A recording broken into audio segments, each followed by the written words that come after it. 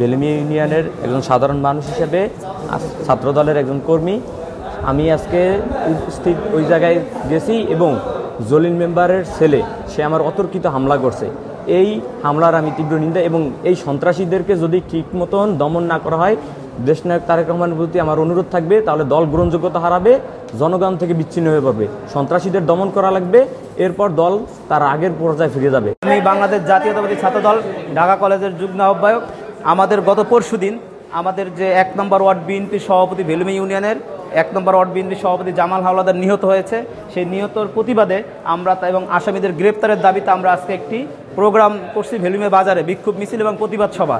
আমরা শান্তিপূর্ণভাবে প্রতিবাদ সভা শেষ করার পরে আওয়ামী লীগের বিপক্ষে আমাদের প্রতিবাদ সভা আমরা শেষ করার পরে আমরা যখন ঘটনাস্থল ত্যাগ করে আমরা চলে আসছি, কিছু লোক পিছন থেকে আমাদের অনেকগুলো লোকের উপরে হামলা করছে। তার ভিতরে হামলাটা করছে ইউনুস কমান্ডারের নেতৃত্বে। সেই হামলাটা করছে নীল খান, টিপু খান, নিবির খান, তারপর হচ্ছে গিয়ে আপনার সোহাগ গাজী, জিলন খান, তারপর হচ্ছে গিয়ে আপনার ওই আরও অনেকেই যাদেরকে আমরা চিনি না, অন্ধকারের ভিতরে চিনি না। এর মধ্যে আহত বেশি হয়েছে আমার চাচাতো ভাই মোহাম্মদ রায়হান হাওলাদার, ৮ নম্বর ওয়ার্ডের ছাত্রদল করে। ওর মাথার ভিতরে জখম, প্রচুর ছুরি ঢুকাই দিছে এবং অনেকগুলো সে খুব মুমূর্ষু অবস্থায় আছে। এবং মোহাম্মদ মহিবুল্লাহ ওর পিছনে ২-৩টা পোস্ট দিয়েছে অনেক ধারালো অস্ত্র দিয়ে।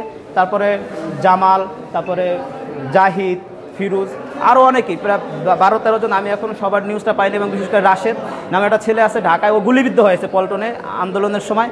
ও কিন্তু ওরে এখনও খুঁজে পাওয়া যাচ্ছে না, ওরে আটকায় রাখা হয়েছে এবং ওরে পানির ভিতরে ফালানো হয়েছে, আমরা যতটুকু শুনছি দৌড়ায়া। এখন আমরা চাই যেটা সুস্থ বিচার চাই। আমরা ভেলুমিয়াতে ছিলামই না, কিন্তু এখানে তারা বলতেছে আমার আব্বা ওইখানে ছিল, আজকের মারামারির ঘটনা ছিল, ওইখানে তারা ওই বিক্ষোভ মিছিল করছিল। আমরা বিক্ষোভ মিছিলের সম্পূর্ণ পক্ষে এবং এটাকে সাপোর্ট করি, কিন্তু তারা এই মৃত্যুকে নিয়ে অপরাজনীতি করার চেষ্টা করতেছিল একটা মহল। কিন্তু আমরা এই অপরাজনীতির বিরুদ্ধে যখন কিছু পোলাপান শুনতেছিল তারা অপরাজনীতি করতেছিল, ওরা ওইখান দিয়ে যাচ্ছিল, তখন জলিল মেম্বারের ছেলে, ইউনিয়ন সহসভাপতি জলিলকের ছেলেসহ কিছু পোলাপান আমাদের সাব্বিরের পিছন থেকে অ্যাটাক করে। তারপরে আমাদের ওইখানে যারা ছিল তারা ধরে তাদের ২-৪ জন ছেলের সাথে ধরপাকড় হয়। তা এইভাবে আজকে মোটামুটি একটা বিশৃঙ্খল অবস্থা ওইখানে সৃষ্টি হয়েছে। যখন মোটামুটি আমাদের একজনকে হসপিটালে ভর্তি করা লাগছে, আর একজনকে স্থানীয় ফার্মেসি থেকে মোটামুটি চিকিৎসা দিয়ে ওইখান থেকে করা গেছে। আর একজনকে আমরা হসপিটালে এনে ভর্তি করানো লাগছে।